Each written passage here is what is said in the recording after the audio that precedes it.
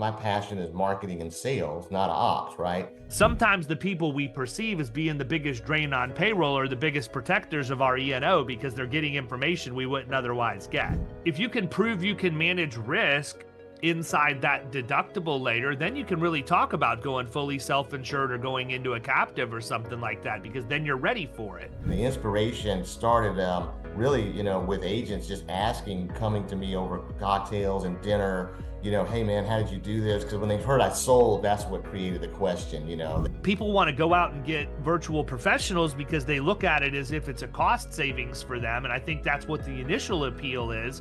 But they don't even have any documented workflows and processes for their own staff. This is the way that it's always been done. That's how we do it. That doesn't work when you've got somebody on the other side of the world who's doing that work for you. My goal was to create, similar to what you do for your producers, a lead engine. A lot of the blog material and stuff that I create is in my voice because I record literally everything that I do, podcasts, community calls and all that stuff. And then I'll take that transcription and run it through ChatGPT and have it reorganize my thoughts into a more logical format. So I ended up hiring a person in the US to manage the offshore team when it got bigger, because I needed the US folks to be able to complain to Kayla in here in the US to say, hey, they're just screwing this up. Can you get it fixed?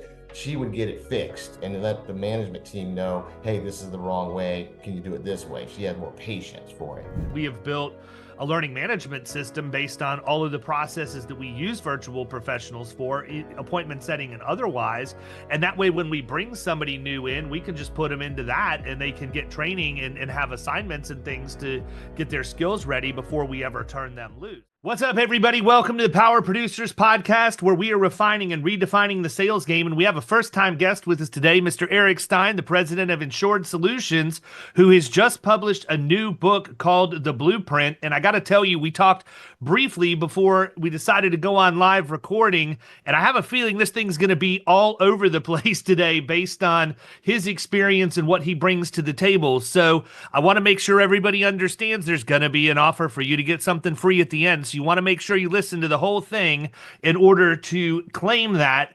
And it's only going to be available to 10 people. You can connect the dots if you've listened to the podcast before. That being said, Eric, welcome. How's it going, man? Why don't you take 2 seconds to kind of go through and give everybody your background, introduce yourself, and then we'll be off to the races. Absolutely. Yeah. Good to see you again. It's been a while. I think one of the last conferences we did with Jason Cass, I think, is the last time I saw you. But so my background, David, is that I'm president of Insured Solutions. We're a wholesale brokerage that specializes in alternative workers' comp. I started the agency about 15 years ago, and about in 2018, sold part of the agency to private equity, and was very excited about that. It helped relieve some, operational and cash, flow issues, and just de-stress me. It's phenomenal. And I'm still staying on with the company and continue to help grow the company as well. And so as part of that, I kind of had a chance to look back at the experiences I had, and then, working with agents and agent space, and how I've been getting a lot of questions about, okay, how did you do it? Talk about, your high deductible program you built, because a lot of agents want to have either their own captive or they're tired of getting the runaround from carriers. So I ended up writing the book, The Blueprint. It's on Amazon, Insurance Agency's Unconventional Rise to the Top. Cool. Yeah, I think captives right now and alternative risk transfer are probably as popular to discuss as anything. And I mean, they're buzzwords. A lot of agents say it and they hear it and they repeat it, but they don't really know where to start or how to get into any of that stuff. And, I'm in a limited number of internet groups now because I'm just so busy with my own stuff. I can't spend time playing around on social media all day answering questions and things. But, I see people all the time, and they'll have a big fleet of vehicles and they'll say, hey, where do I go with this? And 5 people in the comments will say, oh, you got to go. That's ready for a captive, this, that, or the other. And I think Yeah, maybe at some point down the road it's ready for a captive, but maybe we should talk about what it looks like for to take somebody who's maybe been in a guaranteed cost or maybe even like some sort of a retro program to some degree where they've got protections and they've got that top side that's going to be locked down and preparing them to move them into some form of a captive or self-insurance or alternative risk transfer because it's not always as simple as taking somebody who's in guaranteed cost right now and thinks, oh, I'll save money by going into a captive. Yeah, you might over a decade, but you're also going to have to put some money up on the front end. You're also going to have controls in place. You're also going to have you know field underwriting depending on what kind of a captive it is and all of that other stuff. So maybe talk about that a little bit so that agents can get an understanding of what it's like to migrate that, because I do think that we're seeing a lot of people that are exploring those options now, not even just from the general say like maybe they lead in thinking they're going to save money on premium, immediately, and that's probably not going to happen 99% of the time, in terms of total out of pocket cost, but it will over a period of time. But maybe what the steps are that they should be looking at taking to get somebody ready to go do that instead of just going out and saying, oh, we should build a captive and throw you in there. Exactly. Yeah. And a lot of the agencies I've spoken to, one was like in the parcel delivery area. Another one created an incredible, really cool risk management package that a subscription type service that they had personally built over time and perfected. And so their loss ratio was incredibly low on alternative risk work comp.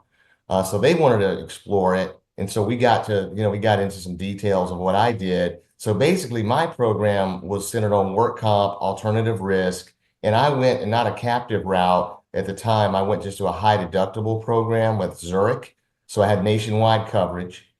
Yeah, And 100%, man. And I mean, I think that's something people miss, right? Like there's a step in between guaranteed cost and captive that's going to show how ready you really are to go have an actual captive, because I don't think that if you're an agent who hasn't dealt in that realm before, you really understand the collateral requirements, how long that collateral ends up getting tied up in those programs. And I mean, I don't remember if I feel like we talked about this before, but my background prior to launching Florida Risk, I was in an agency where we wrote the master workers comp policies for PEOs. And I mean, that's the deal, right? When you're in a PEO of any reasonable size, you're going to be in a higher deductible program. And, when you get to a certain size, that deductible is $1 million per occurrence. So it sounds sexy, but what you don't think about if you're just used to selling guaranteed cost comp on the streets is you don't understand how the loss picks are determined. You don't understand what the collateral requirements are and how you meet those. You don't understand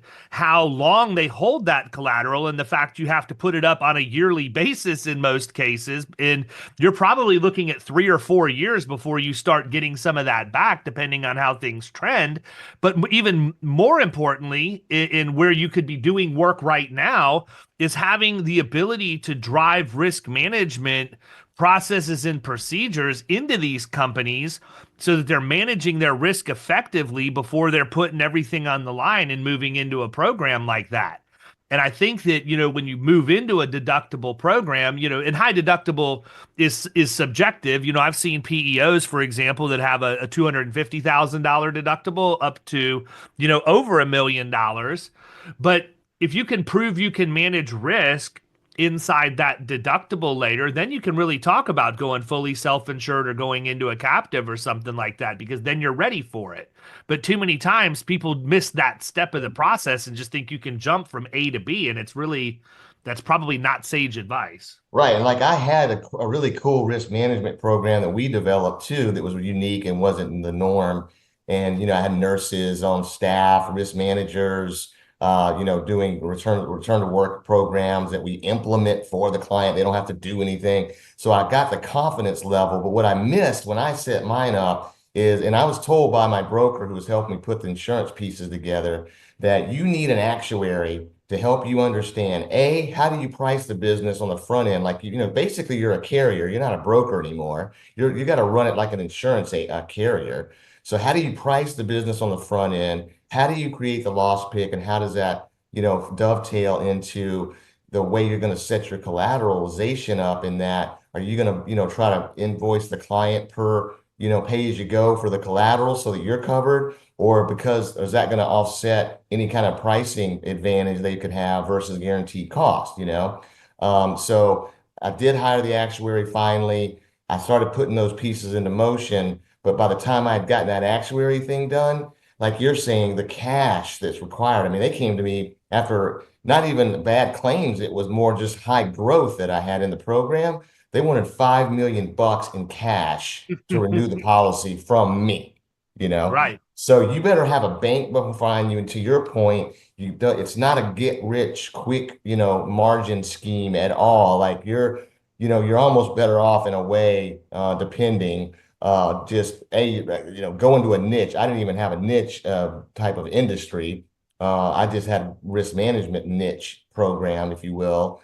Sure. So B, and then also if you don't put it in a captive model, then you actually don't get any kind of write-off for tax perspective, expense for all that collateral that you're putting in, and it's just waiting 5 to 7 years. So it's a long horizon, but I love the control. I love the excitement. It was like shooting ducks in a barrel, but then again, I didn't have some of the best practices until later, which I should have done in the Right. beginning.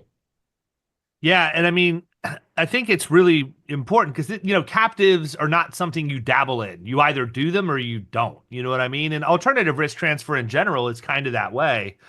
But I think that the industry, by and large, has given us the ability, specifically in workers' comp, to migrate from where most places start with guaranteed cost and move through either a paid or incurred loss retro into a higher deductible program and then into a captive or self-insurance at that point.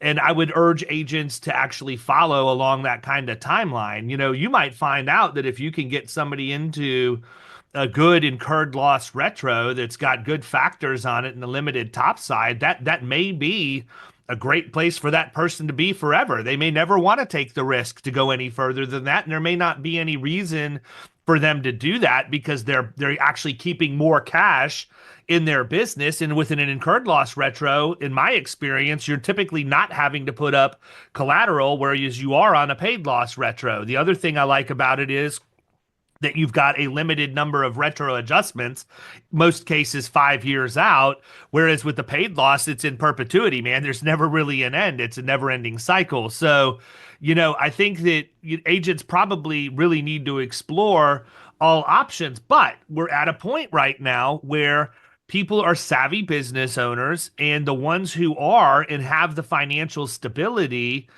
have the ability to go do something like this. And to your point, it's not just what you're going to do for your insurance and risk management program. There are tax advantages that you gain by having, part of your business or all of your business, depending inside of a captive. Where I think part of the disconnect is what I just said. If you're a savvy business owner with financial stability, You got to have both things. Yeah. this is where you want to go. This is not, hey, we're paying too much for insurance. I think we need to explore a captive. That's not the person that you're looking for at that point. This is literally the cream of the crop people that are really good operators. And quite frankly, if you're a middle market agent that's working at a normal independent agency, this is how you keep, your clients away from the national brokers and some of the people who go out and sell captives directly, because that's who you're going to be faced to compete against once your account gets as good as it possibly can get under your purview. Right. And then, if you start out guaranteed costs and turn them around, that could be a perfect fit for the captive. You sort of cherry pick the ones that you want to be involved. And then, as you just said, you got a golden handcuff on the client, because they're about to get picked off, by the competitors. But it's hard to get out of it. Once a client's in a captive, as you know, it's hard to get out for them as far as financially and the incentive in a positive way. Yeah, and number one, it could be hard for them to get out. Number two, it could also be expensive for them to stay in at the same time, right? I mean, Right. And then you have the ability as a broker, of course, to just put them back in the standard market, albeit at a higher rate, but at least they got coverage and you're not on it, the risk anymore. Yep, 100%. So talk a little bit about, what led you, let's talk about the book. I mean, you decided to write a book. I've written a couple now. I'm actually working on my third one right now. That one's a little bit different of an approach. I think it'll be pretty cool when it comes out. But talk about what inspired you to write it, what that process was like for you. Yeah, so I think we have a lot in common on the ADD front. There's no way I could, sit down and write, so I've got I did use a ghostwriter to help me, thank God, other AI tools, of course, to make sure we Grammarly and other things to check it. And then the inspiration started really, with agents just asking, coming to me over cocktails and dinner, hey man, how did you do this? Because when they heard I sold, that's what created the question, that when you get a pop on a sale, it's exciting. So that just and I started looking back, thinking back, okay, what led me to do this? And the first part of the book is a little bit about me personally, how I was brought up and thrown out to the wolves by my parents, immediately to be on my own, even in high school, pretty much not kicked out of the house or anything, but just thrown out for like to be, self-sufficient and entrepreneurial from my dad's background, owning a retail clothing store, a couple of them actually, and how they went up and down as well. And then, looking into the insurance space because of the awesome lifestyle it can offer and the stability of residual income versus, creating new income every single minute, which is phenomenal. And the other thing I was always excited about too was how could I do it and now this is commonplace after COVID, it seems, but with the virtual assistants and so on, I had this was back in 2009. I had 40 offshore seats in India doing back office work for the brokerage. And That then, that's early in the game, man. I mean, yeah, I don't know how I many knew, agencies were adopting the use of virtual professionals in '09. I mean, I feel like massive companies like Dell and Microsoft and things like that maybe had figured it out, but I don't really feel like the VA stuff started catching wind, catching traction in the insurance space until the late 20 teens. right. My motivation was, okay, two things. One, keep the cost low as hell, as I let me scale. I mean, I started with a couple, right? And then moved it up to 40 over time. Number two, as the business grew. Number two, I was also doing back in '09 remote cloud-based work because I had people I knew in the industry, insurance industry, and underwriters and risk managers that were all over the country, right? And I didn't want a bunch of people running around an office because I just don't like all that rigmarole and I wanted to lower overhead. And so it helped me to hire people that I otherwise couldn't or wouldn't have done, been able to afford if not for having this low cost back office approach. So I was able to pay six figures, to an underwriter or a CSR or a risk manager, and then hire a bunch of producers to go out and sell. My passion is marketing and sales, not ops, right? Yeah, you and me And both. then I dovetailed that into, okay, how can we take it further? So we looked at the Philippines for telemarketing because of their Hispanic accent, and more of an English accent. Of course, India, they can't speak normally to the public, their back office. So we had those folks telemarketing our agent and brokerage network to let them know about new programs and set appointments for my producers, too. So the offshore piece, I've gotten a lot of questions about that, and that made me want to compare and put that in the book, if you will, and explain, okay, here are the different models. And since I've even, reviewed more nearshore options where it's like I know you probably work with folks in Puerto Rico and things like that, where it's almost No, like, believe it or not, mine are all in Pakistan of all places. really, okay. Yeah, I've heard of that. I haven't done that one. Yeah, and it's interesting, man, because you would think, and I'm going to make a statement here, and I don't want to sound like I'm making a broad generalization or anything, but I think we could probably all agree that we're not intimately familiar with the geography and dialects of Urdu and English in English in Pakistan and India and all of those places. And I think a lot of people would think automatically, oh, Pakistan, it probably sounds just like you're calling and talking to one of the the people from India that you get on support sometimes, and quite frankly, they're difficult. They can be very difficult to understand. They speak good English. It's just the accent and the way that they pronounce things, especially over the phone when you're not able to try and read lips with it, can be a little bit cumbersome. But my crew is highly educated. They all have or are working to finish their master's degrees right now. And the group that I use to access them actually gives them voice coaching. Like they practice speaking in an English accent. So we can have normal conversations, and unless they get really excited and amped up about something and immediately fall back into, who they really are, we can talk all day and it's not an issue. And I have no problem putting them in front of people to set appointments or whatever else. It was interesting to hear you say that, because that's something that I've done that you don't really hear a lot of people talking about. You got a lot of people in the industry that spend all this money to go out and buy leads or buy appointments, when the reality is, if you can just put together an easy, simple script and teach people to just keep beating their head against the wall till they break through it every day, the virtual professionals are outstanding appointment setters, in my opinion, because they don't get their feelings hurt. Not any, at least not anywhere near as much as the people here domestically do. And so we've had a lot of success with that. We had success with it with our team member that we had in the Philippines. We had success with it with our team members that we've had do it while we've been using the group in Pakistan. And I will probably never abandon that, because it's one of the most inexpensive ways, in my opinion, to generate appointments and decent quality appointments. Now, look, let's call it what it is. You have to build the process, and you have to make sure that you're monitoring the process. And, a lot of people might want to go and try that and think that it's just, oh, well, David said I should go use a virtual professional to set appointments for me. So I'm going to go hire one, and they hand them a call list and a script, but they don't do anything to teach them and work with them. And they don't do anything to listen to calls, to hear how they're going and coach them and give them constructive criticism and feedback, and then they wonder why they're not getting any appointments. So I want to be clear, it's no different than anything else you would outsource overseas. You still have to be, number one, you have to have a process that's documented and replicable, so that and then a way to train people in that. And the way we did that is we have built a learning management system based on all of the processes that we use virtual professionals for, appointment setting and otherwise.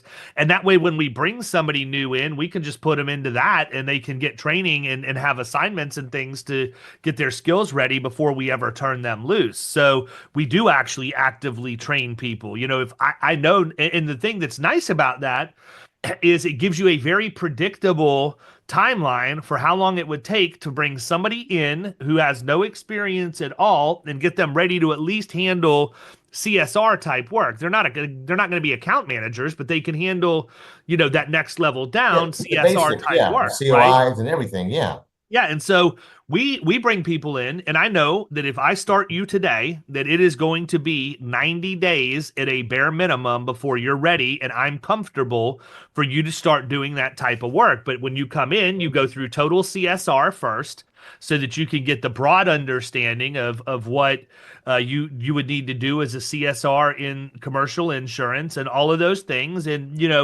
that's a really good program that goes pretty deep, and it even helps with soft skills and other things. So I'm a huge fan of what they've built over there. And by the way, they're not a sponsor. They don't pay me to say that, people. I'm just making sure that but I mean, we literally use that in the agency, and we have for years now. And the second piece of it is then we run them through our learning management system, so they can say, okay, we understand the foundation.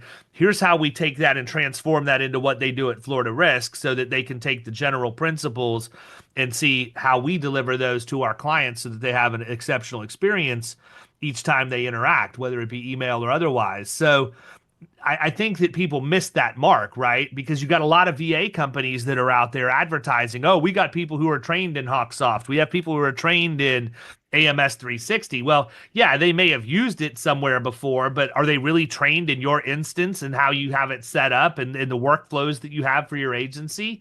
Probably not. And so you go in with an expectation that they're going to be plug and play, and it's very, very rare, if ever, that they are. And the second piece of it is, people want to go out and get virtual professionals because they look at it as if it's a cost savings for them. And I think that's what the initial appeal is.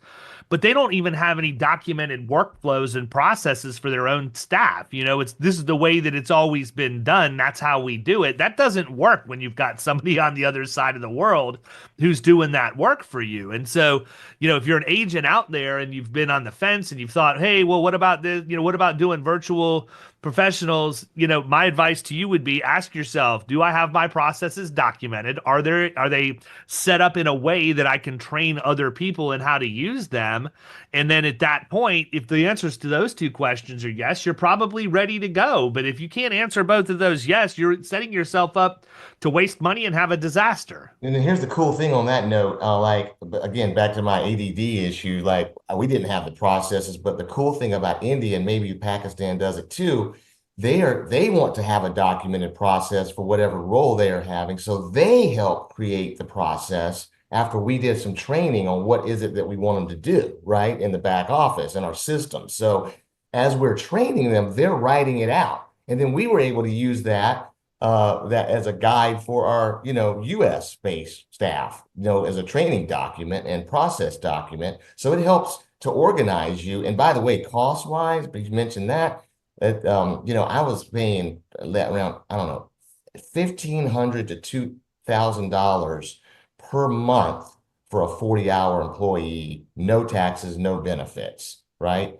So I would encourage, like you said, if anyone's thinking about it, just get one and maybe go ahead and start with, offshore to in India, Pakistan, that sort of arrangement, whereby they will create the process if you don't have it, and just get started, see if you like it. And then also another thing I had to do is that the team would make mistakes, obviously, just like any human. And so when they did, and it would cause my staff to say, you know what, forget it. I'm just going to do it myself because, they didn't want to take the time as they would a U.S. employee to say, hey, I need it done this way. You did it that way. Please do it this way going forward, and then sort of check them, right? So I ended up hiring a person in the U.S. To manage the offshore team when it got bigger.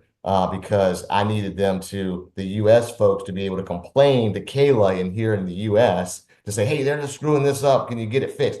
She would get it fixed and let the management team know, hey, this is the wrong way. Can you do it this way? She had more patience for it, where the sales team is just like, forget it, I'll do it myself, or, CSR. So I think that's another key component is that, you got to treat them like an employee in the U.S. in terms of training slash revision to whatever issues come up. And don't expect perfection just like you wouldn't here. And B, get someone in your office to sort of manage the relationship and be on weekly meetings with that, management team there in the offshore area, to keep it on track.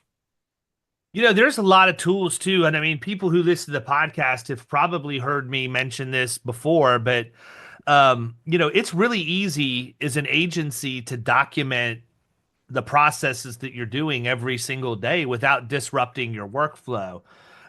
Tango is a program that does that for you. It's a Chrome extension, and and they also have a desktop version. I can't speak to the desktop version, but if you're going to have virtual professionals that are doing quotes for you and things like that, that stuff's pretty much web-based at this point, right?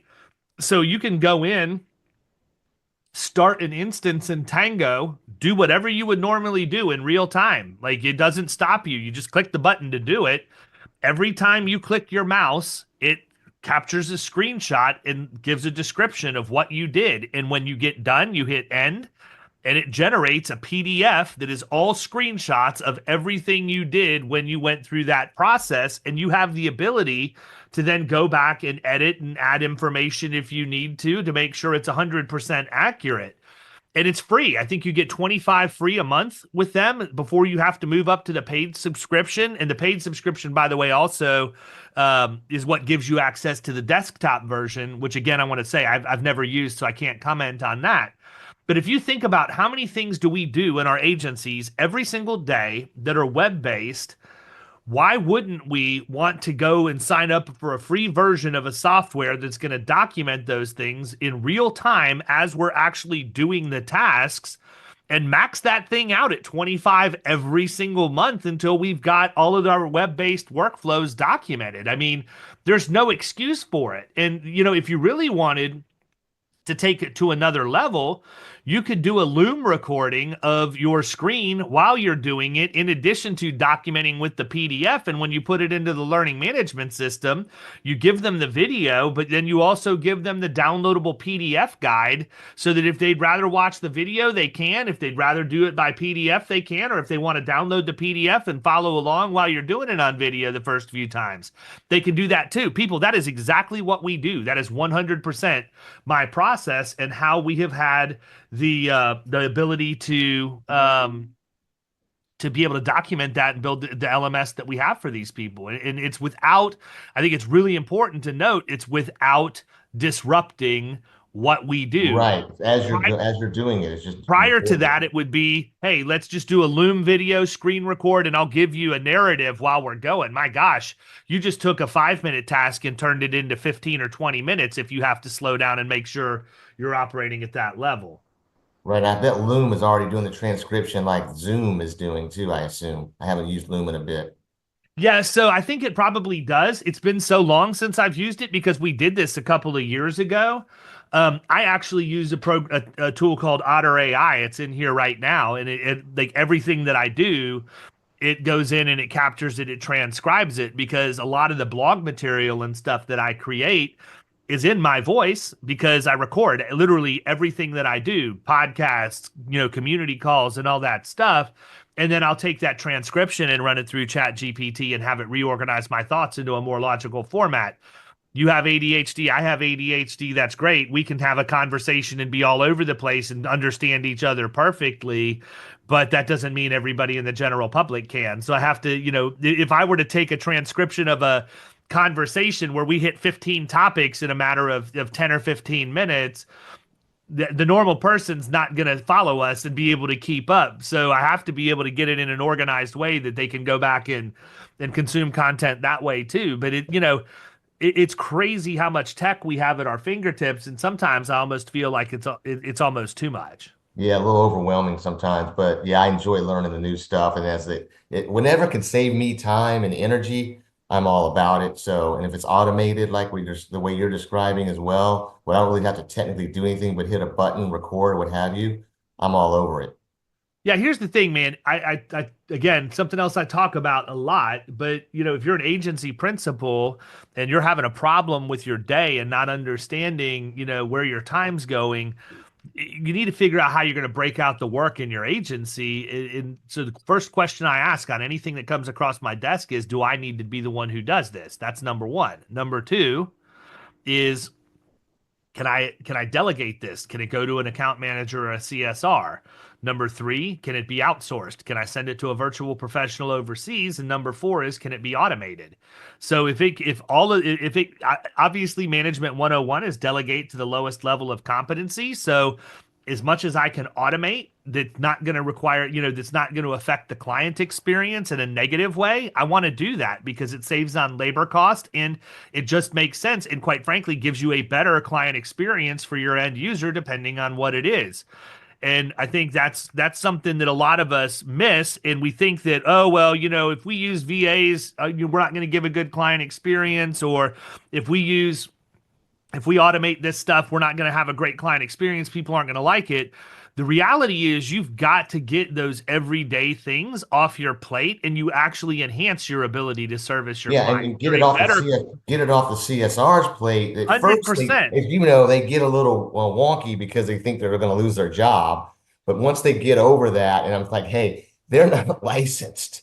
They can't speak to the client, really. So once they get over that fear, and then they see what freedom they get of not having to do this data entry. Like when I was recruiting the new folks to come in on service or underwriting, I was like, hey, here's the great news. You are never going to have to enter a submission in our CRM or AMS ever.